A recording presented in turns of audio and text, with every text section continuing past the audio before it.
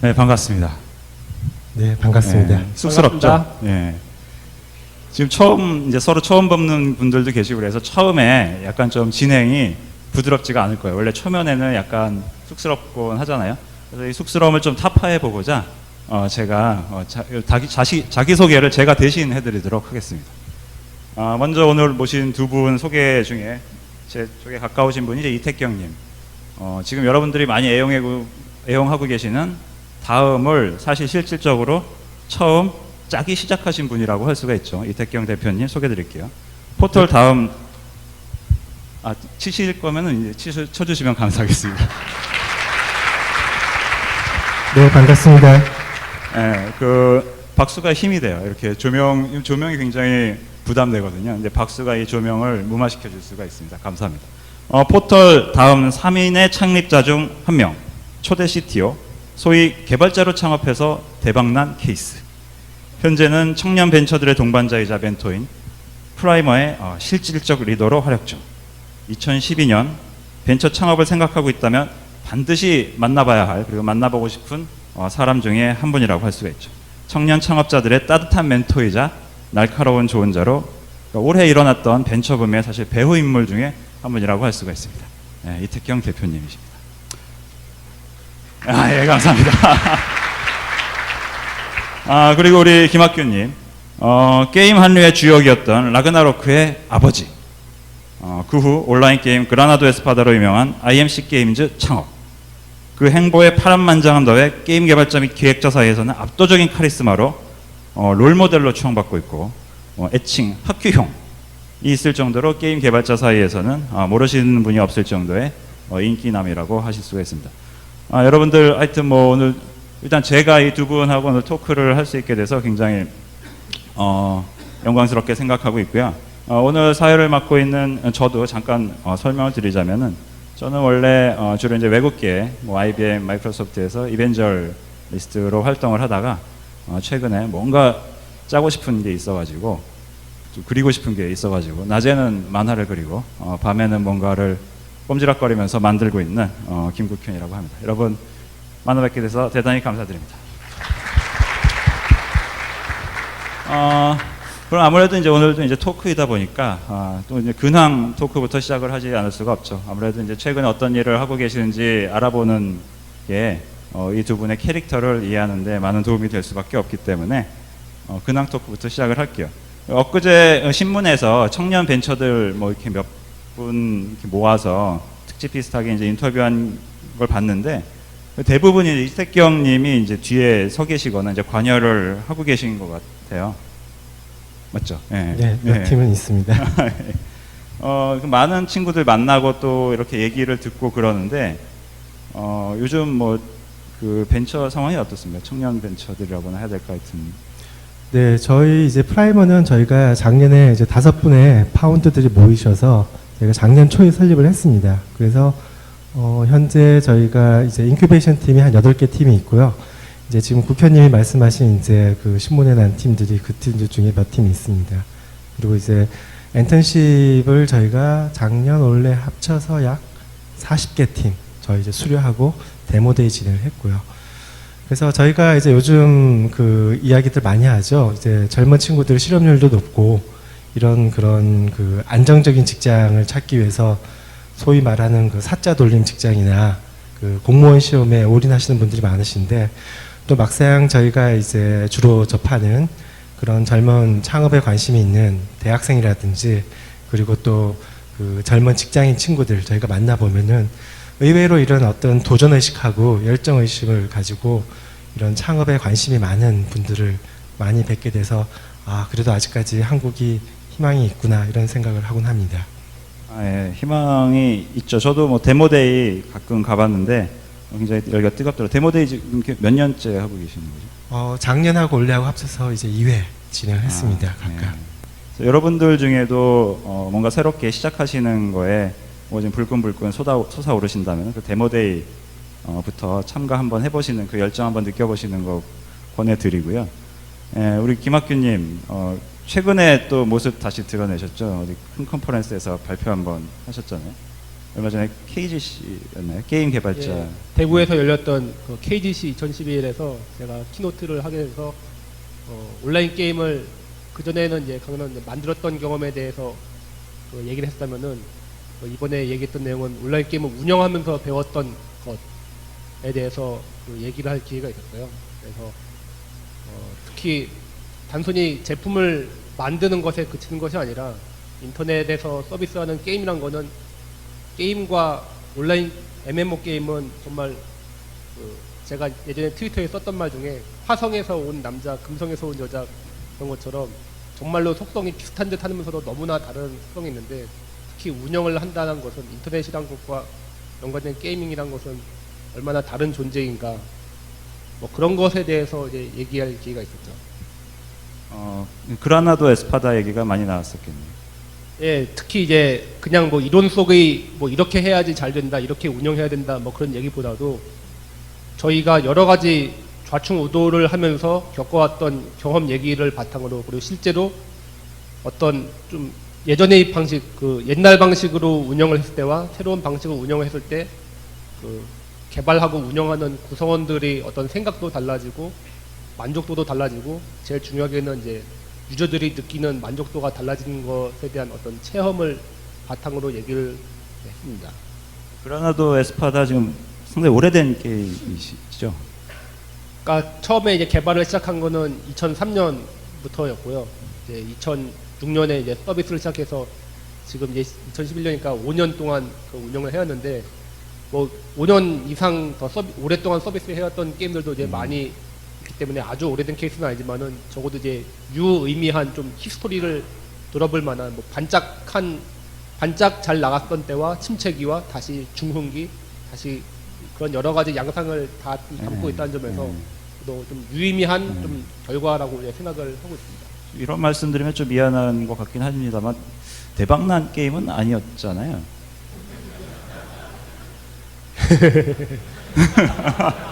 근데요, 재밌는 게 네.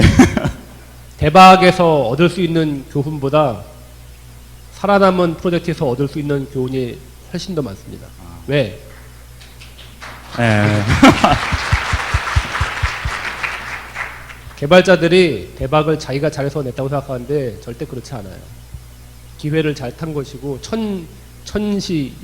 천지인 그 세 가지 요소가 다 만나서 된 거지 사실 자기가 잘해서 된 거는 그 중에 일부거든요. 근데 많은 사람들이 한번 대박을 내고 난 다음에는 자기가 천재라서 그런 줄 알고 그 대박을 계속 파밍을 하려고 들어요. 근데 그 뒤에 그렇게 된다는 게 사실 아무런 보장도 없고 오히려 더 자기 자신감 때문에 귀한 것들이 실패하거나 그러기 쉽죠. 제가 좀 어떻게 보면은 뭐 자랑 얘기일 수도 있는데 좀 공교롭게도 제가 이제 게임을 다시 만들기 시작한 당시에 많은 이제 굉장히 유명한 개발자분들이 컴백을 해서 그 게임을 많이 만드셨는데 어떻게 된 일인지 프로젝트의 성공률이 제가 제일 존경하는 그 RPG 아버지 어떤 분부터 시작해서 어떤 분? 네. 예, 그 외국 분인데요. 저 달나라에도 갔다 오시고, 예. 그러니까 프로젝트가 아무리 그 레코드를 가지는 사람이라고 하더라도 새롭게 시작해서 외부의 기대를 안고 너 저번에 홈런 쳤으니까 이번 타석에도 홈런 쳐야지라고 한 것이 굉장히 힘들다는 것을 저는 그분들 다 잘 될 거라고 생각했거든요. 뭐 우리가 정말 밤새서 했던 또 무슨 게임들 만든 그런 분들이 정말 그냥 약간 좀 기대 못 미쳤다도 아니고 처절하게 실패하는 거를 보면서 저는 그래도 회사의 어떤 형태는 갖추고 그 안에서 매출을 내가지고 살아남을 정도까지 왔던 거에서는 사실 뭐 속으로는 자부심을 갖고 있습니다. 네, 지금 뭐 우리 김학규님의 말씀은 사실 뭐 트윗감이세요. 어떻게 보면 오버나잇 석세스, 그러니까 뭐 하룻밤 만에 신데렐라가 되지는 않더라도 꾸준하게 지속적으로 또 개선해 나고 발전해 나가면은 꾸준하게 사랑받을 수 있는 그런 롱런 할 수 있는 뭐 제품, 서비스가 될 수 있다라는 그런 뉘앙스를 풍겨주셨는데요. 하여튼 뭐 대단히 반갑습니다 오늘. 지금 또 뭐 새로운 거 시작하고 계시죠? 예, 그 새롭게 만들고 있는 건데요. 새로 프로젝트 이제 시작하면서 이제 사람들이 항상 물어보는데 이번에 새로 만든 거는 또 얼마나 어떤 혁신적인 걸 보여줄 것이냐 이제 그런 또뭐 외국에서 뭐 프로젝트에 관심 가진 사람 뭐 이 프로젝트의 뭐 특징은 뭐냐 어떤 게 뭐 장점이 될 것이냐 이제 물어보는데 예전에는 어떤 혁신적인 제품을 만든다는 것이 뭐 엘리베이터 테스트라던가 그런 식으로 뭐 제품이 이게 이래서 혁신적인 겁니다라고 딱 말할 수 있는 게 굉장히 중요하다라고 생각했는데 한참 있으면서 좀 체감을 하게 된 게 그런 것보다도 좋은 거는 그냥 좋더라고요. 몇 3대 특징으로 요약을 할 수 있어서 좋은 것이 아니라 그냥 좋은 거. 근데 그냥 좋으려면은 작은 것들이 많이 쌓여서 돼야 되는데 그 작은 것들이 이렇게 많이 쌓여서 이게 좋은 겁니다라는 건 설명하기가 쉽지가 않잖아요. 그래서 처음에는 이게 이 프로젝트는 이래서 혁신적이고 이래서 좋은 겁니다라고 얘기를 할 수 있어야 된다라고 개발자들한테 야, 우리 뭐 특징을 좀 꼽을 수 있게 뭔가 만들어야 되지 않겠냐라고 하다가 그게 뭔가 좀 아니란 거를 좀 느끼게 됐어요. 그냥 꾸준히 좋은 것을 뭔가 만드는 게 차라리 더 할 수 있는 거겠다. 눈에 보이지 않더라도 그러니까 하다 보면 그냥 좋은 것. 뭐 설명이 쉽지가 않네요. 예, 설명이 쉽지가 않으니까 그 점에 대해서 우리가 좀 나중에 다시 돌아와서 깊게 얘기해 보도록 하고요. 오늘 이제 여러분들 여기 많이 모이신 분들 대부분 이제 여러 가지 뭐 개발자분 많이 계시겠지만 직업들을 가지고 계실 거예요. 근데 어떻게 보면은 우리 이제 무대에 계신 이 두 분은 크게는 이제 웹쪽 뭐 서비스 관련된 회사 그리고 또 한 분은 이제 게임 회사를 장기간 운영해 오시고 다양한 뭐 분들을 그러니까 여러분과 같은 입장에 계신 분들을 많이 만나보셨을 텐데 그런 우리 그 게임 개발자의 뭐 직장으로서에 대한 얘기를 잠깐 좀 해보면서 좀 분위기를 자연스럽게 이어갔으면 좋겠어요. 그러니까 두 분은 인터넷 회사 그리고 이제 게임 회사를 이제 손수 직접 만드신 분들이세요. 근데 분명히 이 두 분야가 우리 이제 웹 쪽하고 게임 쪽이 개발자들한테 직장으로서 새로운 희망을 준 거는 맞거든요. 그리고 또 요즘 뭐 개발자가 어렵다고 하더라도 이 두 분야에 계신 개발자들은 또 상당 부분 행복하세요. 어떻게 보면 이제 해방구가 되어 주셨는데 개발자의 직장으로서의 그 웹 회사, 게임 회사 모든 개발자가 어떻게 보면 이제 바라볼 만한 해방구가 될 수가 있을까요? 어떻게 운영해 보신 입장에서 어떻게 생각하세요? 제가 먼저 말씀드릴게요. 약간 옛날 이야기를 하자면 이제 저 같은 경우는 중학교 3학년 때 처음으로 이제 PC를 접했습니다. 그래서 이제 프로그래밍의 세계에 빠져들었고 그래서 이제 대학도 컴퓨터 관련 학과 이제 제가 진학을 하고 그리고 나서 이제 서서히 이제 직장을 나중에 이제 대학교에 있으면서 생각을 하다 보니까 제가 원하는 그런 소프트웨어 개발을 할 수 있는 그런 회사가 한국에 그 당시에 그렇게 많지가 않더라고요.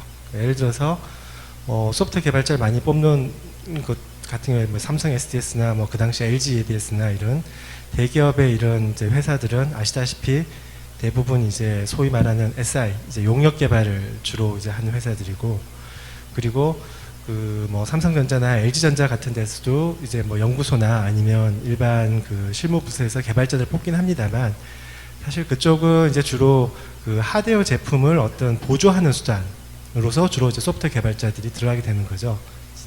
그러다 보니까 이제 그 당시에 어떤 소프트웨어 패키지 개발 회사라고 해봤자 제가 이제 다음을 창업하기 전에는 거의 한글과 컴퓨터 그리고 이제 한매소프트 거의 한 2가지 정도 외에는 거의 없었어요. 그러다 보니까 제가 원하는 식으로 이 소프트웨어 개발을 하려면 이제 그런 몇 군데 안 되는 소프트웨어 패키지 개발 회사에 들어가거나 아니면은 정말 제가 다시 창업을 하거나 그렇게 해야 된다고 생각했었고 뭐 이것만이 제가 이제 다음을 창업하게 된 결정적인 계기는 아니지만 이런 것들도 창업을 하게 된 하나의 계기였던 것 같습니다. 그래서 뭐 저희도 다음을 창업했지만 사실 아시다시피 뭐 초기에 또 캐시플로우가 안 좋으면 어쩔 수 없이 용역 개발을 했어야 됐고 저희도 이제 용역 개발을 많이 했습니다. 다음도 일종의 캐시카우로 그렇게 시작을 했었는데 뭐 아시다시피 한국의 용역 개발 시장 자체가 개발자들한테 그렇게 매력적인 그런 좀 일은 아니죠. 여러 가지 니즈도 많고 그리고 어떻게 보면 그런 어떤 프로젝트의 어떤 대가도 그렇게 크지는 않는 편이고 상대적으로 노력 대비 이제 그러다 보니까 이제 계속 하고 싶었던 다음 내에서 하고 싶었던 소프트웨어 패키지 개발을 하고 싶었는데 마침 저희가 이제 인트라넷 쪽 SI를 많이 하다 보니까 거기 이제 노하우가 어느 정도 쌓여서 저희가 이걸 가지고 한번 패키지를 해보자 해서 나름 인트라웍스라고 그 당시에 인트라넷 패키지를 한번 냈었습니다.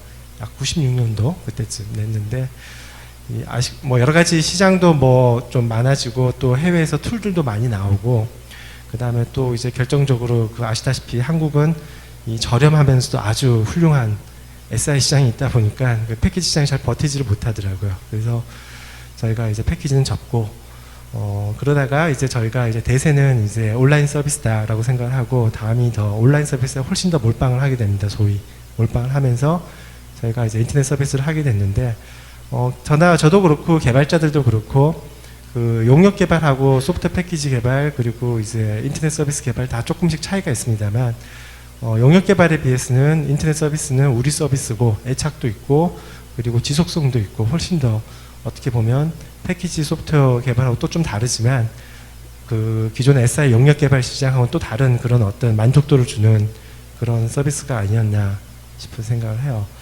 사실 뭐 지금도 보면은 뭐랄까요 사실 이제 국내의 어떤 그 OS 개발이나 플랫폼 개발 또는 이제 그 소프트웨어 패키지 개발 쪽 업체가 국내에 그렇게 많지는 않다고 생각해요. 그리고 글로벌하게도 보면은 사실 이제 대세가 옛날에 그런 소프트웨어 패키지 개발 쪽 시장보다는 그 온라인 서비스라든지 그리고 요즘 이제 다시 뜨기 시작하는 소위 그 사스 이런 쪽 시장이 많이 커지면서 어떤 글로벌한 트렌드도 소프트웨어 패키지 개발보다는 이런 온라인 서비스 쪽 개발에 훨씬 더 니즈가 많아지고 있다고 생각을 하고요. 이제 그런 측면에서 본다면 개발자가 완벽하게 만족을 시킬 수 있는 직장은 아니지만 그래도 기존의 이런 포털이나 이런 웹 온라인 서비스 회사, 모바일 온라인 서비스 회사 그리고 이제 온라인 게임 회사들이 어느 정도는 개발자의 니즈를 좀 만족시켜 줄 수 있는 직장이 아닌가 싶은 생각을 합니다. 예, 좋은 직장이란 말씀이시네요. 부족한 점도 많을 겁니다. 김학규님은 혹시 저 같은 경우에는 그 옛날 창업 얘기를 하자면은 그 IMC 게임즈 그 전에 만들었던 최초의 회사였던 그라비티 소프트를 창립하게 된 그 결정적인 계기는 제가 어느 딴 회사에 그 외주로 작업을 해준 일이 있었는데 거기서 그 세금 계산서를 끊으려면은 그 사업자 등록이 있어야 된다고 하더라고요. 그것 때문에 만든 게 그 회사를 창립하게 된 계기였어요. 이 말이 의미하는 바가 뭐냐면은 저한테는 회사라는 거는 도구이지 목적이 아니었다는 거죠. 그 이전에 저는 대학에 간 것도 게임을 만들기 위해서 간 거였어요. 왜? 대학에 가게 되면 이제 부모님이 제가 원하는 대로 시간을 쓸 수 있게 놔둘 거니까. 저의 목적은 게임, 제품, 서비스를 만든 거였고 뭐 어떤 자격을 획득한 거, 회사를 만드는 거, 사람들을 꼬셔가지고 오라고 한 거, 90년대 초반에 게임 제작 동호회를 만들고 한 것도 다 결국은 사람들을 불러 모으고 만나기 위해서 목적이었, 수단이었어요. 그래서 회사가 해방구냐? 라고 묻는다면은 해방구라고 하면은 그 자체가 목적이 되는 거잖아요. 근데 회사는 목적이 아니라 수단이거든요. 여러분들이 뭘 하고 싶으냐, 뭘 만들고 싶으냐, 이런 게 있으면은 정말 좋겠는데 왜 이런 게 없을까? 외국에서는 이런 거 다 되는데 우리나라에서 왜 이런 거 안 돼? 그런 답답함을 풀어줄 수 있도록 해주는 어떤 도구이지 그 이상의 가치를 부여한 거는 그 다음의 일이라고 생각해요. 저 같은 경우는 이제 회사에 대해서 처음에는 단순히 목적을 이루기 위한 수단으로 생각했었는데 이제 사람이 커지고 일이 커지고 하다 보니까 사람들에게 책임감도 느끼게 되고 그러면서 저 사람들이 원하는 나와 비슷한 그 꿈을 꾸고 그걸 실현하도록 할 수 있는 또는 장인 정신을 실현할 수 있는 그 장을 만들어주는 게 내 인생의 또 중요한 게임을 만드는 것보다도 더 하이어 오더 펑션으로 생각하면은 회사를 잘 디자인하는 게 게임 디자인하는 것보다 그게 더 중요하겠구나 해서 이제 그 다음에 수단에서 목적으로 바뀐 거지 처음에는 수단이었어요. 네, 우리 김학규님과 이제 이택경님 말씀을 요약해 보면은 정말 이루고 싶은 어떤 자신의 꿈 그리고 우리 사회에 부족한 기능이라고 생각하는 비전이 있으면은 그것이 게임이든 웹이든 어떻게든 갈 수밖에 없다라는 그런 생각을 들게 만들어요. 물론 지금 우리 사회의 제약 조건이 굉장히 많잖아요. 우리 이택경님께서 말씀하셨지만 저렴하고 훌륭한 SI로 이게 통칭되는 우리 개발자들로 하여금 우리가 원래 뜻했던 거가 아닌 그런 행동을 그러니까 착실하게 하지만 착실한 끝에 우리가 원래 뜻했던 게 아닌 그런 모습으로 있는 케이스가 많은데, 사실 그것이 게임이 됐든 웹이 됐든 우리가 어떤 그 마음 속에 비전을 품고 있으면은 결국 그 길로 한 발자국씩 나아갈 수 있다는 그런 희망을 주는 그런 멘트인 것 같습니다. 그런데 그럼에도 불구하고 사실 우리가 이런 어떻게 보면 미래지향적인 거잖아요. 우리가 과거에 뭐 일상적인 그런 개발자의 모습에 비하면 이 두 업계가 그렇게 이제 고용 흡수력은 높지가 않죠. 사실 우리가 게임 개발자라고 하더라도 이제 전체 개발자 중에서 사실 큰 포션을 차지하고 있지는 못하고, 그리고 웹 업계라든지 포털 업계가 아무리 좋다고 하더라도 그 고용할 수 있는 그 한계는 있을 것 같아요. 그래서 저 같은 경우 이제 외국의 사례를 보면은 많은 개발자들이 이제 일반 기업에서 그 일반 기업의 이제 중추적인 역할로 취업을 해서 고용이 돼가지고 개발을 하는 케이스가 많은데, 한국 같은 경우는 이제 대부분이 하청, 재하청으로 이루어지면서 원래 그 자신이 뜻하지 않은 바에 대한 개발을 많이 하는 케이스가 있는 게 사실인 것 같거든요. 사실 이런 부분에 대한 타파하는 방법을 이제 두 분이 몸소 보여준 게 그런 게 싫으니까 두 분 이제 공교롭게도 둘 다 어떻게 보면 이제 용역의 경험이 있으시잖아요. 과거의 어떤 한때 아픈 추억으로. 그래서 그 하나의 방법으로 나만의 무언가를 이제 시작하는 것을 보여주신 거라고 이제 생각이 들어요. 이제 자연스럽게 그 시점으로 한번 좀 돌아가 봤으면 하는 생각이 있습니다. 뭐 어떻게 보면 추억이 될 수가 있었을 텐데, 그 당시 처음 시작했을 당시, 지금 이제 두 분의 이제 진짜 전문 분야이기도 한데, 혹시 두 분 처음 창업하던 날 뭐 기억나세요? 원래 충격적인 날이나 그런 날은 뭐 그날 날씨 이런 것까지 다 기억나잖아요. 뭐 그날 가족의 표정이라든지 혹시 옛날 기억나세요?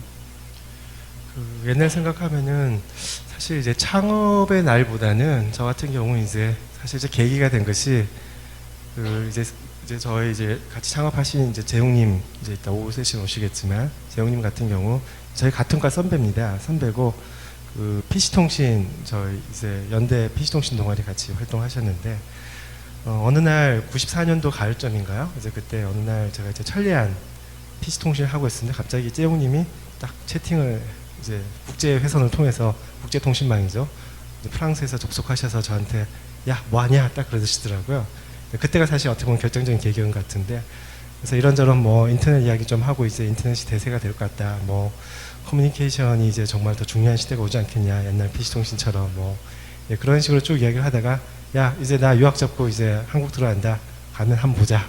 그래서 94년도 말에 이제 재웅님이 들어오셨어요. 들어오셔서 이제 그때 재웅님을 뵙고, 그리고 이제 또 다른 한 분이 이제 안타깝게도 이제 지금은 좀 고인이 되셨는데 그 박건희님 이렇게 해서 저희 세 사람이 95년도에 창업을 하게 되었습니다. 그 당시 이제 첫 건물이 저희가 이제 그 청담동에 있었어요. 이제 저희가 좀 다음이 계속 청담동에 삼성동 가기 전까지는 99년도에 가기 전까지는 계속 거기 있었는데 건물을 계속 옮겨 다니면서 그 당시 이제 1층에 이제 그 왕벌이라는 이제 식당이 있었고요. 지금 없었지만 왕벌 하니까 사람들이 다들 그 주소 전화 묻다가 그러더라고요. 웬 유흥업소가 밑에 있나요? 그러는데 유흥업소는 아니고요. 그냥 식당이 하나 있었고, 이제 2층에서 저희가 이제 그 당시 생각나는 장비는 이제 약간 추억의 워크스테이션인 이제 선스파크 스테이션 5, 그리고 그 당시 아마 데이콤 인터넷 전용 회선 56K 선, 그리고 이제 PC 몇 대 하고 시작했던 것 같습니다. 네. 어떻게 보면 이제 스티브 위즈니악은 그 차고에서 시작했는데 저희는 상당히 좋은 환경에서 시작을 한 것 같습니다. 김학규님도 사연 많으실 것 같은데.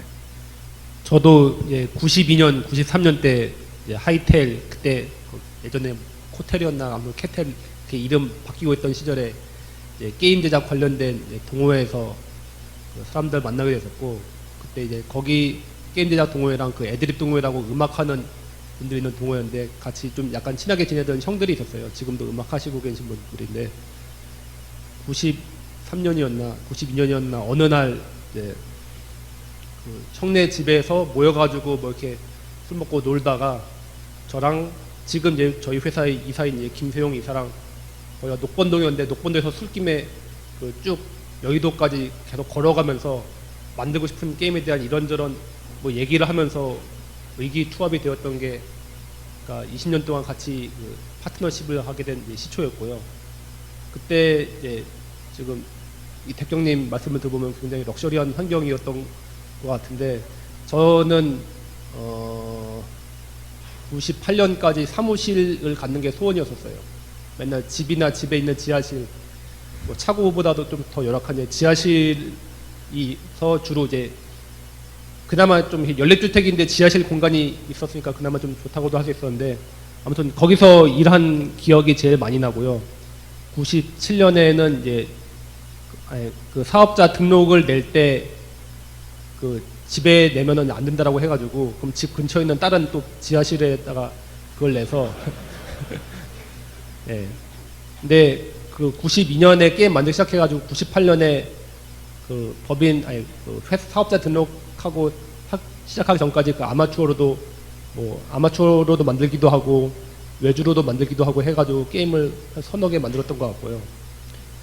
맨 처음에 그 게임 만들 때 생각이 나는데 처음에는 제가 롤플레잉 게임을 만드는 게 울티마를 워낙 좋아해가지고 그런 걸 만드는 게 목표였었어요. 그래서 한참 이제 대학 가서 이제 시간이 생기니까 배워가지고 게임 만드는 걸 시작했는데 롤플레잉 게임을 처음부터 끝까지 만들니까 너무 어렵더라고요. 막 NPC들 대사도 해야 되고 뭐 상점 모드, 뭐 전투 모드 무슨 돌아다니고 그걸 다 만들어야 되는데 너무 갑자기 해야 될 게 많은 거예요. 어떻게 해야지 그 여러 사람이 다 갑자기 행동을 하고 뭐 그럴까 하다가 좀 목표를 낮추자 해서 이제 뭐 대사나 그런 거 없고 그냥 그 이스 같은 액션 롤플레잉으로 바꾸자 해서 목표를 반으로 낮췄다가 그것도 잘 안 돼가지고 다시 또 반으로 낮추자 해서 그냥 간단한 액션 게임을 만드는 거를 절반까지 만들어서 낸 게 이제 처음 게임이었고요. 그 후에 이제 계속 조금씩 만들었던 거를 더 개선하면서 만들었었는데 그때만 해도 뭐 돈을 번다던가 뭐 그런 생각이 아니라 그냥 만들고 싶으니까 언젠가는 롤플레잉 게임을 좀 만들 수 있게 되지 않을까 그냥 내가 아직 실력이 모자라니까 그러면서 만들었던 기억이 나네요. 아무튼 뭐 회사의 형태를 갖추게 된 거는 이제 98년이었는데 그때도 뭐 어떤 뭐 돈이 있어가지고 만든 것이 아니라 그야말로 뭐 외주해가지고 한 뭐 200만 원 벌면은 그걸로 뭐 하고 뭐 유지하고 뭐 집에서 뭐 얻어온 돈 뭐 그런 걸로 이제 하다가 많은 사람들이 이게 처음에 이제 창업을 하려면은 뭐 종잣돈 있고 투자를 받고 어떻게 되냐 뭐 그런 것들을 이제 물어봤었는데 저는 이제 투자라는 거를 받을 수 있다는 것도 전혀 알지를 못했었고 그냥 외주를 해서 번 돈 그리고 어떻게 하다 보니까 그때 이제 게임 관련된 IMF가 터지고 나가지고 학원이라든가 그런 것들이 꽤 생겼어요. 실직자들이 많이 생기니까 이제 학원들이 좀 되더라고요. 근데 게임 만드는 과정 그런 것도 있었는데 그 선생이 이제 펑크가 나가지고 제가 어떻게 하다가 아는 분 통해서 그 수업을 하게 됐었는데 그 거기서 뭐 학원 강사해가지고 번 돈으로 다시 또 그 지하실 그 유지비를 대고 그렇게 이제 그 학원이 유지가 쭉 되고 있었는데 굉장히 보면 파행을 겪고 있었어요. 다 이게 IMF 때문에 실직하고 뭐 퇴직금이나 그런 거 틀어서 들어온 사람이었는데 뭐 강사 섭외도 잘 안 되고 뭐 커리큘럼도 제대로 없고 일하다 보니까 그래서 학생들이 한 달 동안 막 자습도 하고 있었고 그래서 학원 옥상에서 올라가지고 뭐 시위도 하고 그랬다고 하더라고요. 근데 어쨌든 과정이 끝났는데도 사실 별로 배운 건 없고 제가 그때 처음에 학원에 들어가서 그 사람들에게 이 사람들은 게임 만드는 맛을 아직 보지도 못했구나 해가지고 제가 그때 외주로 만들었던 개미맨이라는 게임이 있었는데 윈도우에서 돌아가는 슈팅 게임이었어요. 그거 소스를 학원생들에게 다 나눠주고 게임을 만들려면 일단 고치는 것부터 할 줄 알아야 됩니다 해가지고 그 총알 세게 만드는 이거는 소스 어디 찾아보면 됩니다 해가지고 고치는 것부터 이렇게 가르쳐주고 하니까 이제 학생들이 좀씩 감을 잡더라고요. 근데 그 과정이 다 끝났을 때 이제 제가 몇몇 학생들한테 좀 똑똑하다고 보였던 학생들한테 내가 작업실이 저희 있는데 논현동에 거기 와가지고 일을 좀 도와주면은 내가 돈은 받지 않겠다라고 해가지고 그 사람들을 데려다가 이제 사람들 한 3명 정도 더 모였으니 약간 더 큰 프로젝트를 할 수 있겠다 해가지고 시작한 게 이제 악튜러스라는 이제 롤플레잉 게임 만들기 시작한 거였고요. 예. 아무튼 뭐 그렇게 해가지고 그러니까 뭐 외주에서 번 돈, 뭐 강사비로 번 돈, 뭐 무료 봉사로 데려온 학생들 그걸로도 이제 모자라가지고 이제 약초스 같은 이제 롤플레잉 게임 만드는 데는 사람이 많이 필요하니까 20명, 30명 이상 필요할 텐데 저희는 뭐 같이 회사 만들었던 친구랑 뭐 학원생들이랑 뭐 한 5명 정도밖에 없었으니까 다른 회사랑 이제 합작을 해가지고 내가 우리 쪽이 기획과 프로그램 할 테니까 너희들이 그래픽을 해라 해가지고 합작으로 이제 만들었었고 그렇게 하면서 이제 악조스 만들고 그거 만든 다음에 이제 다른 회사에 흡수돼가지고 그 지분 좀 이렇게 받고 흡수되면서 이제 만들었던 게 이제 그래비티 들어가서 이제 라그나로크 온라인 만들고 그때 어쨌든 그 엔진을 거의 3년 동안 해서 이제 만들어서 이제 그걸 기반으로 거기다 이제 온라인 요소를 붙여보자 해서 만들어서 이제 된 거였죠. 지금 옛날 얘기 대충이었습니다. 아, 예. 처음에 이제 부트스트래핑이 되게 어렵잖아요.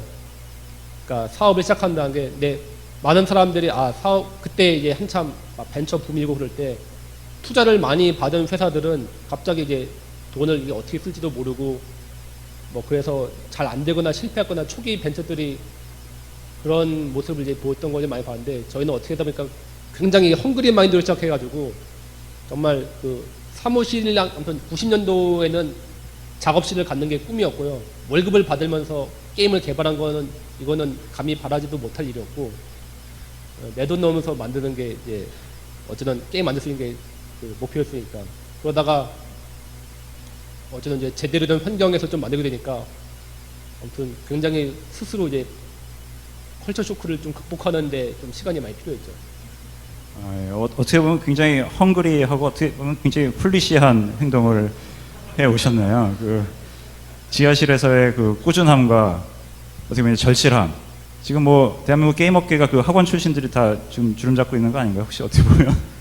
예, 다 그때 뭐 초반에 통신에서 만났던 분들이나 그때 학원 출신 분들이 다 이번은 어디 안 가고 다 게임 하시더라고요.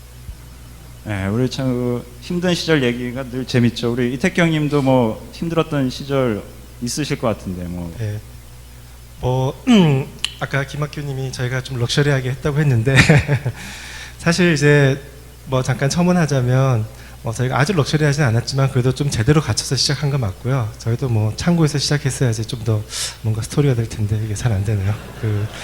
근데 사실 반면에 저희가 이제 그 프라이머에서 인큐베이션 할 때는 저희가 좀 헝그리하게 키웁니다. 학교님 말씀하신 것처럼. 사실 이제 저희는 처음엔 조금 운이 좋았던 것 같아요. 보통 스타트업들 보면은 이제 사실 시간이 좀 많이 걸리죠. 궤도에 올라가기까지. 첫 번째 매출도 시간이 많이 걸리고.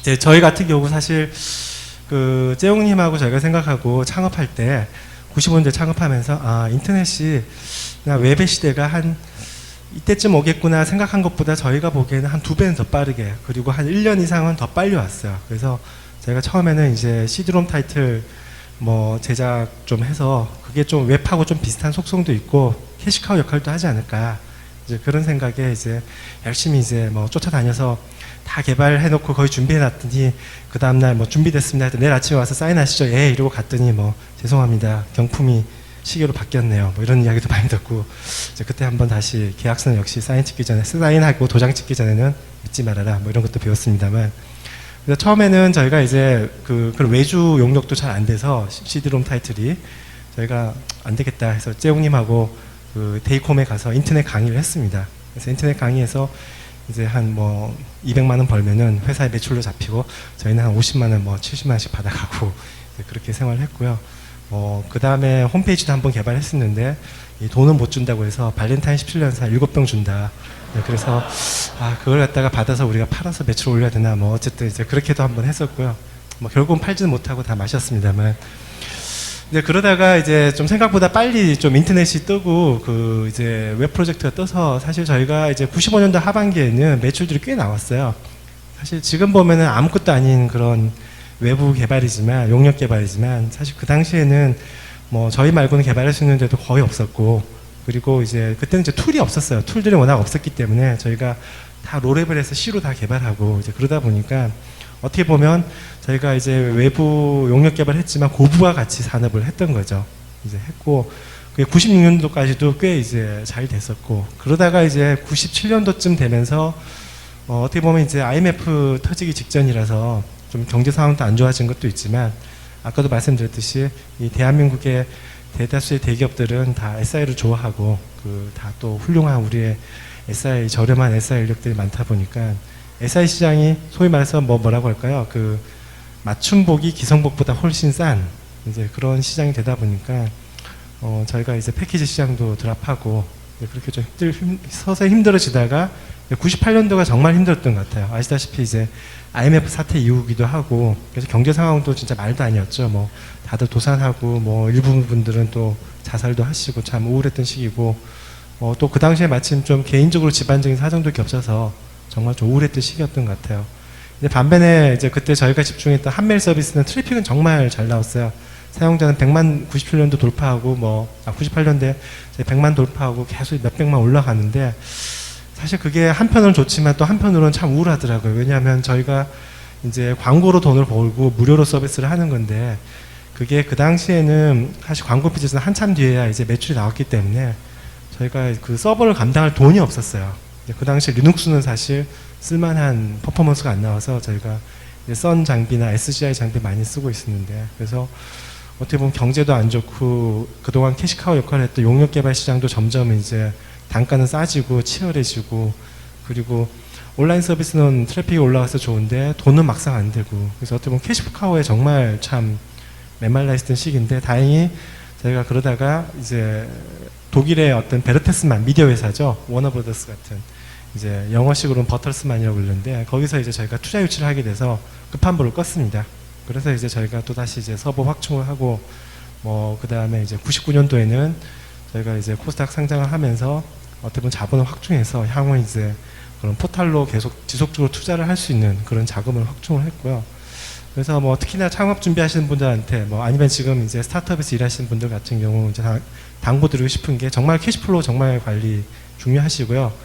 저희도 이제 프라임에서 강의할 때 계속 강조하는 게 매출 비용 이런 복잡한 계획 때려치우고 진짜 당장 그 쌀독에 쌀 안 떨어졌나 그런 거 잘 체크하시는 거 그런 거 중요하고 그리고 살아남는 게 정말 중요합니다. 살아남아야지 좋은 시절이 오더라도 그걸 맞을 수 있는 거지. 그 전에 죽으면은 안 되거든요. 그래서 스타트업들 하시는 분들은 정말 버티시는 거 정말 중요하다고 생각을 합니다. 네. 네, 두 분 말씀 상당히 위로가 되네요. 저 힘든 상황에 있는 많은 분들, 저를 포함해서 많은 우리 위로가 됩니다. 여러분은 지금 그 고품격 IT 토크 디본과 함께하고 계십니다. 여러분들 혹시 질문 같은 게 있으실 수 있는데요. 트위터 디본 다음으로 멘션 주시면은 시간이 남는다는 조건 하에서 나중에 한두 개 여러분들 질문 받도록 하겠습니다. 그럼 잠깐 그 토픽을 바꿔서 여기 계신 분들 중에 이제 개발자뿐만 아니라 다른 직종에 계신 분들도 있을 거예요. 이제 그 얼마 전에 온라인상에서 개발자와 이제 기획자 관련해 가지고 여러 가지 의견이 나온 적이 있었어요. 왜 개발자인데 왜 우리 기획자의 우리가 시중을 들어야 되느냐부터 시작을 해가지고 외국에는 개발자라는 직종이 있느니 없느니 이런 얘기들이 많이 나왔어요. 그래서 제 경험을 보자면 이제 외국계에서는 기획자라는 직군은 사실 많지는 않죠. 보통 프로젝트 매니저라는 직군이 있는데 그 사람의 속성은 개발자든 문과 출신이든 디자이너든 크게 상관이 없고 기획을 할 수 있는 사람이 기획을 하는 게 기본적으로 이제 외국계 그런 건데 한국에서는 기획자라는 직종 자체가 이제 존재를 하고 그런 어떤 의견 포함해서 여러 가지가 있을 거예요. 이제 실제로 두 분이 회사를 운영해 보시면서 그런 어떤 기획과 개발의 그 두 가지 밸런스에 대해서 생각이 많으실 것 같은데 먼저 김학규님 얼마 전에 그 컨퍼런스에서 그 몇 가지 이제 회자됐던 얘기 중에 하나가 전원 개발, 전원 기획의 마인드로 달려나가야 된다. 이런 말씀을 하셔가지고 많은 분들이 동감하신 분들도 있었다고 생각을 하는데 김학규님 생각 한번 좀 들려주시면 좋겠어요. 예, 저희 회사 그 IMC 코케이알 그 홈페이지에 가보면은 저희 회사에 사훈 비슷한 어떤 이제 그 세 가지가 있어요. 첫 번째가 전원 기획, 전원 개발이란 얘기고, 두 번째가 마케팅 팀이 없는 조직, 세 번째가 술 권하지 않는 회사. 그 세 가지가 써 있는데, 예, 그 각각 간단히 설명을 드리자면은, 그러니까 일단 술 권하지 않는 회사라는 게 저는 이제 일단 개인적으로 술을 싫어하고, 특히 왜 이렇게 회사들마다 이게 폭탄주를 좋아하는지 정말 좀 잘 모르겠어요. 일단 우리 회사에서는 어떤 의견 수렴이라든가 맨정신에서 좀 돼야지 밤에 술 먹으면서 좀 잘해보자 이런 걸로는 정말 좀 좀 아니다 그런 생각. 그러니까 술자리에서도 보면 이제 상하가 생기고 누가 누구에게 자기 생각을 이제 세뇌시키기 위해서 일단 정신을 마비시키기 위해서 그것도 이제 최대한 빠른 시간 안에 그 BOT를 올리기 위해서 이제 폭탄주를 넣는다라고 이제 생각해서 저 일단 이거는 하지 말아야겠다. 좀 그러고 이제 마케팅 팀이 없는 조직은 그러니까 기획과 개발이 괴리된 상태라는 게 저는 죽은 개발이라고 생각을 해요. 마찬가지로 마케팅이란 것도 마케팅과 개발이 괴리된 거는 죽은 마케팅이다. 정말 좋은 제품은 그 마케팅을 하지 않아도 저절로 된다는 거를 전 제가 처음에 우연찮게 그걸 배웠거든요. 어떤 일이 있었냐면은 2001년에 라그나로크 온라인을 만들어가지고 11월 1일 날 제 생일날 이제 오픈 메타 서비스를 실시했는데 그걸 하다가 국내에서 이제 사람들이 많이 들어와가지고 하고 있었는데 이제 좀 별로 이제 그 국내 서비스를 이제 잘 살펴보고 있으니까 그 외국인들이 간간히 보이더라고요. 그러니까 보면 외국인들 영어 쓰는 사람도 있고 그 알파벳으로 그냥 일본어를 쓰는 사람도 있고 그래가지고 아 외국에서 들어온 사람이 이게 되는구나. 그러다가 이제 회사에 토포가 날라온 적도 있었는데 그 일본에서 그 게임을 플레이를 하고 있는데 너무나 이게 굉장히 회선이 안 좋다 해가지고 얼마나 렉이 끊기는지를 그 VHS 테이프로 녹화해가지고 보내줬더라고요. 가지고 좀 어쨌든 외국 사람들이 그 플레이할 수 있는 공간을 만들어야겠다 해가지고 딱 아이템 이름이랑 몬스터 이름 그런 것만 번역하고 뭐 NPC 대사들은 이제 클릭하면은 잉글리시 버전 나 피니시드라는 말만 나오게 해가지고 그 그냥 영문 서버를 열었는데 그걸 열고 나니까 아무튼 뭐 별의별 사람들이 막 들어왔고 그러니까 아무런 홍보도 하지 않았거든요. 그냥 홈페이지만 해놓고 홈페이지에서도 이제 관리도 별로 안 하고 그래서 막 메일 날라오면은 당신네들은 스스로 가치를 깎아먹고 있다 왜 푸어 서비스를 제공하느냐 그러면서도 막 불만이 막 올라오는 거예요. 그래도 뭐 저희가 어떻게 좀 사람도 없고 당장 할 줄 아는 것도 없고 하니까 그때 했던 게 이제 맥도날드에서 뭐 부진정하던 그냥 영어 혼자서 배웠던 아가씨 하나 데려다가 너 여기 GM 해라 하고 이제 앉혀놓고 그 뭐야 매일 오면 답장해주고 그런 일 해라 시키고 있었는데 이제 그 이후로 이제 재미있는 일들이 계속 일어났어요.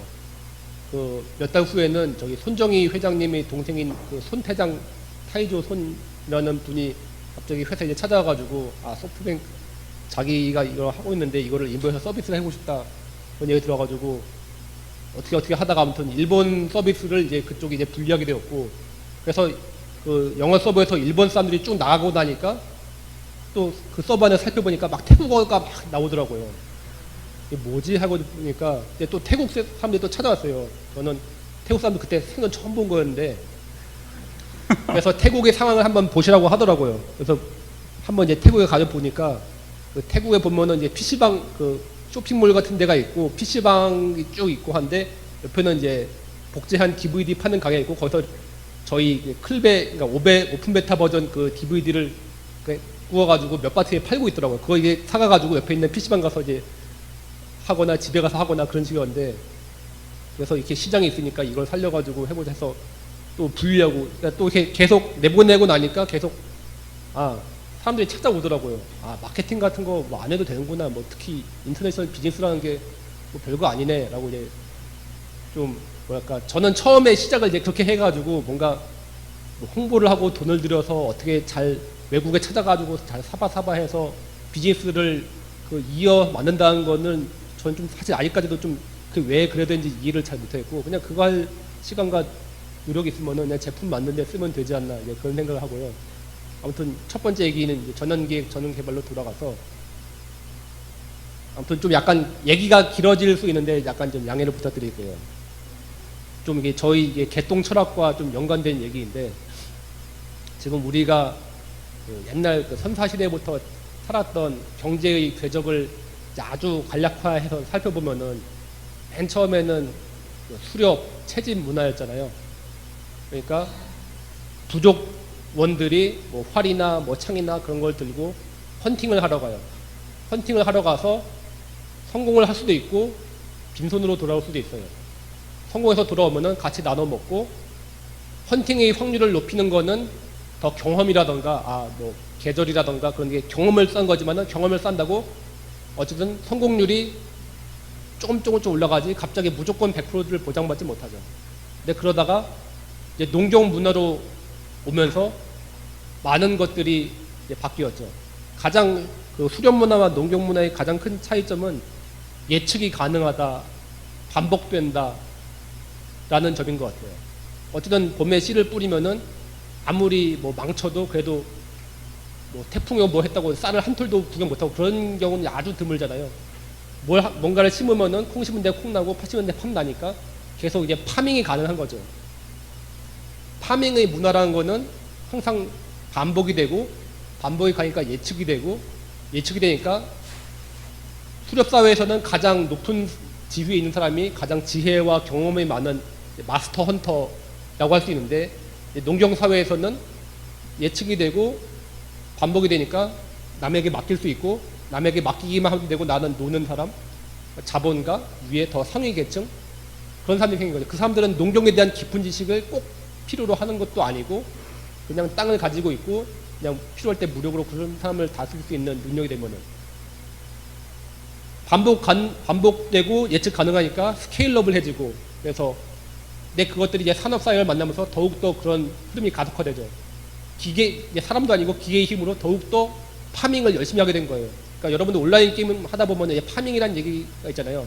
뭐 골드 파밍, 뭐 보스 파밍, 뭐 보스가 8시간마다 나오니까 딱 그 앞에 죽주 앉아가지고 딱 필요한 장비 갖추고 있어가지고 나만 딱 죽이고 원래 게임 만든 사람은 어떤 보스를 만날 때마다 어떤 긴장감과 공포감, 스릴감을 느끼게 만든 건데 사람들은 이제 예측이 가능해지니까 파밍을 한단 말이에요.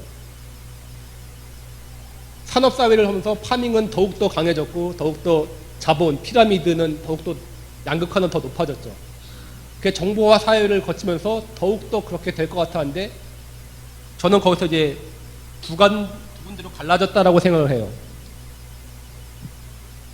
옛날에 그 국현님의 그 트윗을, 그러니까 만화를 보면서 그 가벌병정 다음에 뭐죠? 라는 그걸 본 적이 있었는데, 아니, 60값, 왜 묻는 거죠? 그러니까 그 계약서 써야 되는데 정 다음이 뭔지 모르겠어요. 해가지고 하도급에 도급에 그렇게 되는 왜 그런 일이 발생할까요?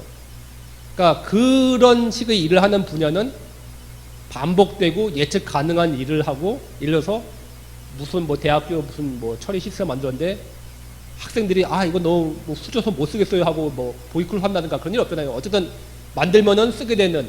근데 반대로 저 반대편에 있는 뭐 게임이나 스타트업이 만드는 서비스 같은 거는 헌팅에 훨씬 더 가깝단 말이죠. 예측 가능하지 않고요. 반복되지도 않아요. 뭔가 경향은 보이는 것 같고 지식이 많은 사람이 성공률은 높지만은 꼭 성공하진 않아요. 그런 조직의 꼭대기에는 어쨌든 그래도 지혜와 경험이 많은 사람들이 꼭 있어야 되고 그 업을 모르는 사람은 할 수 없고 저는 정보화 사회가 되면서 일부는 다시 수렵 헌팅으로 돌아갔다고 생각해요. 그래서 저희 회사도 하는 근본적인 업은 이 파밍이 아니라 헌팅이라고 생각하고요. 그럼 헌팅에서는 결국 어떻게든 그 흐름을 읽고 적응하려고 노력을 하는데 100% 되지는 않는, 그리고 저번에 썼던 방법이 이번에 또 통할 거라고 장담도 없는 그런 일을 한다라고 하기 때문에 기획과 개발, 기획이란 건 뭘 기준으로 기획하죠? 이렇게 하면 될 것이다. 그 기준은 뭐죠? 예를 들어서 뭐 대학 전산화를 하는 프로젝트다 하면은 뭐 성균관대에서 썼던 방식이 뭐 시립대학에서 통하겠지, 어디서 통하겠지, 어느 데서 했던 게 여기서 통하겠지, 어느 정도 반복이 되고 예측이 하니까 기획이라는 게 가능한 거잖아요. 근데 순수하게 헌팅으로 한다면은 과연 헌팅을 기획할 수 있을까요? 어떻게 네가 여기서 덮치고 저기 덮치고 해서 네가 저기 딱 잡아라 하는데 짐승들이 거기 없을 수도 있잖아요. 그러니까 기획이라는 게 사실상 별로 의미가 없는 거예요. 근데 헌팅 비즈니스인데 많은 사람들은 특히 이제 경영을 하고 MBA를 하고 그런 사람들은 그 사람들의 관심사는 이걸 어떻게 파밍화할까, 예측 가능하게 만들어서 비용은 절감하고 매출은 늘려서 이거를 스케일러블하게 돌려서 글로벌하게 스케일러블하게 돌려서 많은 거를 꺼내서 예측 가능한 수익을 주주에게 안겨줄까를 고민을 하잖아요. 근데 그게 안 맞는 거예요. 그래서 애초부터 이렇게 접근한 건 방법이 아니고 그냥 헌터의 마음으로 회사를 운영하고 프로젝트 개발을 운영하고, 그러니까 상황에 맞춰가지고 적응을 해야지 우리는 이렇게 상황이 될 거라고 생각했으니까 그대로 하면 되는, 파밍에선 되겠지만 헌팅에서는 안 된다. 그래서 전원 기획, 전원 개발한 거는 우리는 지금 헌터다, 이제 파머가 아니다라는 인식에서 출발을 한 거고요. 실제로도 그게 맞는 것 같아요. 예, 뭐 사실 우리 인류 진화의 긴 역사를 보면은 뭐 농경이라든지 그런 예측 가능한 사회 생활을 시작한 게 아주 극히 일부 구간이죠. 어떻게 보면 우리 유전자 안에 그런 거를 했을 때 마음이 편하고 더 흥이 나는 어떤 뭔가가 아주 깊이 각인되어 있는지도 모르겠어요. 근데 우리 태경님 어떻게 보면 이제 기획자, 개발자의 직군이 제일 잘 형성된 부분이 웹 쪽, 포탈 쪽이라고 할 수가 있잖아요. 그 어떻게 생각하세요? 그쪽 부분은? 제가 그 얼마 전에 만났던 그 스타트업이 하나 있습니다. 재밌는 스타트업이었는데 그 스타트업이 다 기획자로 구성된 팀이었어요. 그리고 개발은 외주를 주겠다 했는데 아주 재밌는 철학을 가지고 있더라고요. 저희는 기획의 자유도를 높이기 위해서 기술은 다 무시합니다. 그리고 그래서 계속 탑다운 방식으로 트라이 앤 에러를 통해서 기획을 하겠습니다. 그래서 제가 딱 이야기를 했습니다. 멋진 생각입니다. 근데 대기업보다 한 두세 배 더 느리게 만드시겠네요. 제가 그 이야기를 했는데 저희가 이제 스타트업들을 봐도 그렇고 다음을 봐도 그렇고 어떤 기획과 개발의 역할이라는 게 상당히 잘 조화되는 팀이 퍼포먼스가 잘 나는 것 같아요. 뭐 여기서 말하는 기획이라는 게 꼭 뭐 특정 기획자가 기획을 할 수도 있지만 뭐 개발자가 기획을 맡을 수도 있고요. 특히 스타트업 같은 경우는 뭐 전문 직종을 기획자, 개발자 다 구별하기가 힘들거든요. 네, 그런 차원에서 이제 보다 서로 이제 좀 섞이는 게 좀 필요하다고 생각하는데 보통 스타트업들이 저희 진행하고 보면은 개발자가 지금 인하우스 멤버가 제대로 없는 경우에는 답답해요. 왜냐하면은 기획자가 신나게 기획했는데 개발자한테 물어봤더니 그거 다 안 되는 거더라. 그러면 다시 다 뜯어고치고 이제 이런 식으로 진도도 느리고 그렇죠. 그래서 특히 이제 온라인 서비스 같은 경우는 이게 꾸준히 이제 진화를 계속 해야 되고 개발자가 관심을 가지고 애정을 가지고 케어를 해야지만 되는 거죠. 그래서 이제 저도 다음에 있을 때도 그 이야기 많이 했어요. 기획자가 너무 기술을 모르고 기획을 하면은 뭐 개발자 출신 기획자 같은 경우는 좋지만 이제 일반 이제 기술 너무 무지한 기획자 기획할 경우는 좀 말도 안 되는 기획이 나와서 아까 말씀드린 스타트업처럼 다시 뜯어고치고 하는 어떤 오버헤드 너무 크더라고요. 그래서 제가 요구했던 거는 그런 기획자들한테는 제발 좀 공부 좀 하시라. 기획에 대해서. 해외 같은 경우는 이제 뭐 물론 그런 직군이 좀 덜 나눠진 것도 있지만 뭐 기획자라고 해서 전 기술을 몰라 이런 식으로 안 하거든요. 그런 것들을 요구를 했었고 반면에 이제 제가 개발자 보고는 제발 좀 커뮤니케이션 능력 좀 키워라. 뭐 프론트엔드 서비스 개발하는데 맨날 개발자만 알아들을 소리 하고 있고 그러면 안 된다. 이제 이런 것들 좀 제가 많이 강조를 했습니다. 그래서 저는 뭐 기획과 개발이 딱 이렇게 정답은 없지만 확실한 것은 이게 완전 따로 노는 게 아니고 뭐 누가 하든 정말 서비스의 본질적인 가치를 높일 수 있는 애착심과 그런 것에 본질적인 것에 더 관심을 가지고 많이 노력을 해야 될 것 같고요. 아까 마케팅에 대해서도 좋은 말씀 하셨는데 제가 이제 스타트업 팀들한테 항상 이야기하는 게 니네가 스타트업인데 무슨 마케팅이냐. 아니 서비스가 좋아야지 그게 구전 마케팅이 되는 거지. 구전 마케팅 한다고 안 좋은 서비스가 스타트업이 갑자기 잘 팔리겠냐. 이제 그런 이야기 많이 하는데 제일 중요한 거는 어떤 본질적인 서비스든 그 제품이든 본질적인 기능에 많이 이제 치중을 하시고 거기서 애착을 가지고 거기에 대한 전문가들이 계속 지속적으로 만드는 것들이 중요하지 않을까 싶습니다.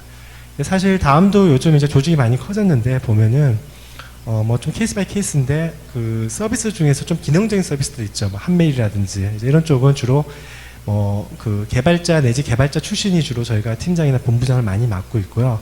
반면에 좀 더 컨텐츠나 비즈니스 오리엔티드된 그런 서비스들은 이제 조금 이제 비개발자 출신들이 보통 맡는 경향이 강해요. 그래서 약간 영역별로도 조금 이제 차이가 있지 않을까 싶은 생각이 들고 그리고 아까 학교님 상당히 중요한 말씀 해주셨는데 헌팅 말씀 해주셨는데 뭐 저도 사실 게임 쪽은 잘 모르지만 게임은 특히 더 그런 것 같아요. 그러니까 서비스는 그래도 트래픽이 지속적으로 있으면은 꾸준히 유지가 되고 어느 정도는 정말 좀 망가지지 않으면 어느 정도는 그래도 지속적으로 유지가 되는데 게임은 사실 후속작 나오고 그리고 2탄 나오고 이러려면은 뭔가 이제 엔터테인먼트 흥행 사업이다 보니까 더 새로 런칭할 때마다 리스크가 더 큰 것 같아요. 그런 면에서 보면 게임은 정말 좀 더 헌팅처럼 해야지 이게 우리가 공식대로 딱딱딱 한다고 안 되는 게 훨씬 더 온라인 서비스도 그렇지만 훨씬 더 그런 면이 맞지 않을까 그런 생각을 합니다. 예. 순수 기획자분 중에서는 오늘 토크에 약간 좀 서운해하시는 분들이 계실 텐데 오늘 우리 행사 디브원인 만큼 개발자 위주로 얘기를 해도 양해 바랍니다. 제가 이런 말씀 드리는 이유가 이제 트윗으로 그 질문이 하나 왔는데요. 대장님에서 자 이제 개발자가 아름다운 이유를 말해주세요. 예.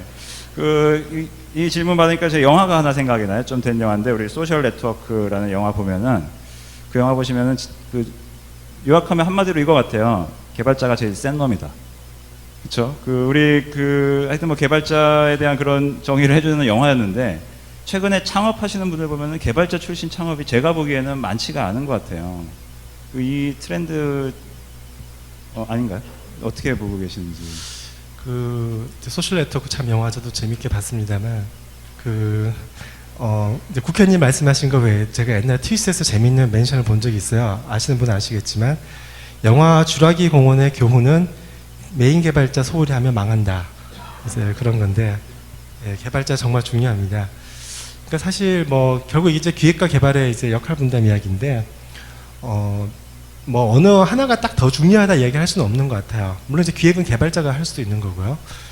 서비스마다 대신 조금 차이는 있는 것 같아요. 저희가 이제 프라임에서 창업팀들을 만나다 보면은 저희 나름대로 판단하기에 이런 비즈니스 아이템은 개발이 더 중요하구나. 물론 두 가지는 필수 요소입니다만 또 어떤 거는 이건 조금 더 비즈니스 감각이 있는 친구가 하는 게 있고 개발자 서포트 해주면 더 잘 될 것 같아요. 어떤 거는 이거는 정말 개발자가 좀 창의력을 가지고 기술을 잘하는 개발자가 좀 이렇게 주도해 나가면은 더 잘 될 것 같아요. 이런 서비스들이 좀 차이가 있는 것 같고요. 필드에서 만나면은 일단 저희가 이제 뭐 스타트 위크엔드나 아니면 다른 여러 가지 창업 세미나 같은 데 가면은 개발자가 많이 부족합니다. 일단 뭐 숫자로 아무래도 한 팀을 구성하는 데서 기획자보다는 개발자가 더 많이 필요하기도 하고요. 그리고 실제로 보면은 개발자가 좀 더 부족한 현상이 있는 건 사실인 것 같아요. 이제 그럼에도 불구하고 조금 안타까운 거는 이 개발자들이 소위 뭐라고 할까요? 의리가 너무 강하다고 해야 되나? 그래서 저희가 보기엔 좀 저 기획자만 빼면 되게 훌륭한 개발팀인데 다른 훌륭한 기획자 붙었으면 좋겠는데 그런데 꼭 기획자 안 버리고 끝까지 가다가 망하시는 경우가 많더라고요. 그래서 어떻게 보면은 지금 이제 소위 뭐 이야기하죠. 남초 현상일 때 여자분들이 남자를 선택할 기회가 많습니다. 네, 그렇듯이 지금 혹시 창업하시려는 분들 있으시면 개발자를 원하는 수요와 공급의 법칙에서 개발자가 훨씬 더 부족하니까 개발자가 창업을 하시고 싶으시면 좋은 기획자를 만날 확률이 더 많거든요. 그러니까 좋은 기획자를 잘 고르셔서 너무 의리 따지지 마시고 잘 훌륭한 기획자 잘 만나셔서 창업을 하시면 좀 더 성공하는 개발자가 리딩해서 성공할 수 있는 그런 스타트업들 좀 더 많이 생겨나지 않을까 그런 기대를 해봅니다. 예, 여러분 어느덧 뭐 시간이 많이 지났어요. 우리 마무리 쪽으로 이제 슬슬 나아가야 될 시간이 됐는데 오늘 뭐 여러분 두 분께서 이제 말씀해주신 내용 약간 요약을 해보면은 어떻게 보면 우리 지나친 예측을 하는 것보다 절실한 마음가짐으로 이 세상이 원하는 거에 대해서 적극적으로 응전해 나가는 자세가 뭐 필요하다 이런 얘기를 하신 거라고 저는 생각이 되는데 우리 뭐 개발자들의 인생이나 커리어도 결국 뭐 마찬가지 아닌가요? 우리 개발자로서 어떻게 살아가야 될지 그리고 뭐 이런 뭐 간단한 뭐 팁이랄까 뭐 생각하시는 바 있으면 좀 얘기해 주셨으면 좋겠어요. 예. 개발자의 커리어가 여러 가지가 있는 것 같아요. 그러니까 물론 뭐 국내에서는 솔직히 개발자가 60대까지 개발한다, 프로그래밍 한다 이런 게 좀 쉽지 않은 거죠. 이제 뭐 관리자가 될 수 있겠지만 좀 쉽지 않은 환경이긴 합니다만 뭐 미래는 사실 좀 유연하게 생각하면 좋을 것 같아요. 뭐 하다가 보면은 내가 개발도 잘했는데 기획도 꽤 감각이 있어. 뭐 그렇게 해서 기획자로 가실 수도 있고 그리고 사실 이제 다음에 이제 민윤정님 같은 경우가 이제 그런 케이스죠. 유명한 케이스고 그 다음에 이제 개발을 계속 하다가 나는 개발을 직접 프로그래밍 하는 것보다 좀 더 관리나 리딩을 하는 게 더 좋아. 그러면 그런 것도 하실 수 있고 저는 뭐 일단 뭐 개발자나 어떤 직종을 떠나서 좀 미래에 대해서 너무 이렇게 우리가 속단을 하는 것보다는 좀 더 유연하게 사고를 가지고 그때 상황에 맞춰서 계속 본인의 커리어를 진화시켜 나가는 게 좀 뭐 원론적인 이야기일 수 있겠습니다만 그런 것들이 좋지 않을까 싶은 생각을 합니다. 느슨하게 이제 설렁설렁하게 이렇게 살자는 말씀. 하지만 치열하게 사셔야 됩니다. 예, 김학규님은 예, 저도 뭐 비슷한 맥락에 할 수 있는데요. 아무튼 제가 그 예전 그 강연에서 했던 것 중에 그 가져야 될 마인드 중에 이제 첫 번째가 모른다 정신인 건데, 뭐 이렇게 될 것이다, 이렇게 남들이 된다고 한다, 어떻게 될 것이다, 아니 지금 뭐 업계가 이러니까 이런 거에 대해서 뭐 너무 신경 쓰지 마시고요. 제일 중요한 거는 자기가 뭘 만들고 싶은 게 있느냐, 자기가 그거 뭐 이상 중요한 게 없는 것 같아요. 어쨌든 미래는 계속 변하는 거고 3년 후, 5년 후는 아무도 모르는 거고요. 옛날에 그런 생각 한 적 있었어요. 90년대 중반 뭐 그때면은 한참 막 인터넷이 뜨고 뭐 하면서 미국의 많은 부자들이 생각하면서 아 나는 왜 미국에서 안 태어나서 이렇게 되었을까라고 생각한 적이 있었는데 2000년대 되고 갑자기 세상 달라지면서 아 한국에서 태어나길 정말 잘했어라고 이제 생각을 했고요. 요즘에는 아, 내 아들은 중국 여자랑 결혼시키면 어떨까? 뭐 그런 생각을 하고 있습니다. 그러니까 세상은 모르는 거고요. 그래서 뭐 너무 세상에 많은 걸 기대하지 말고요. 사람들이 뭐라고 하는 것도 뭐 너무 신경 쓰지 말고 제 말도 너무 신경 쓰지 마세요. 그냥 자기가 하고 싶은 거 하면 돼요. 예, 상당히 시사하는 바가 많은 이야기였습니다. 그럼 마지막 질문 제가 드릴게요. 어떻게 보면은 우리가 하여튼 열심히 착실하게 살아가면 모든 것이 행복해지고 우리 스스로가 아름다워지는 세상이면 좋겠습니다만 그렇지 않은 경우가 있잖아요. 애초에 설정 자체가 잘못됐든지 우리가 의심을 하지 않았기 때문에 그런 지경에 빠지는 케이스가 많을 것 같아요. 우리 지금 사회에 여러 가지 문제가 있을 수 있을 것 같은데 우리들을 위해서는 적어도 이것만은 우리가 같이 힘을 합쳐서 바꿔 나갔으면 좋겠다는 어떤 그런 사회적인 이슈에 대한 제가 질문을 좀 어려울 수 있겠습니다만 마지막으로 한번 드려볼게요. 좀 이제 거시적인 질문이신 것 같은데, 일단 이제 에코시스템으로 보면은 제가 생각하기에는 이제 정부가 좀 도와줘야 할 거, 그리고 이제 기업들이 좀 바꿔 나가야 할 거, 그리고 어떻게 보면 전 국민이 좀 바꿔 나가야 할 거, 이렇게 좀 차원이 있을 것 같은데, 뭐 일단 정부는 일단 이거는 뭐 개발만의 문제가 아니라 이제 인터넷 산업이나 게임 산업 다 관련된 문제인데.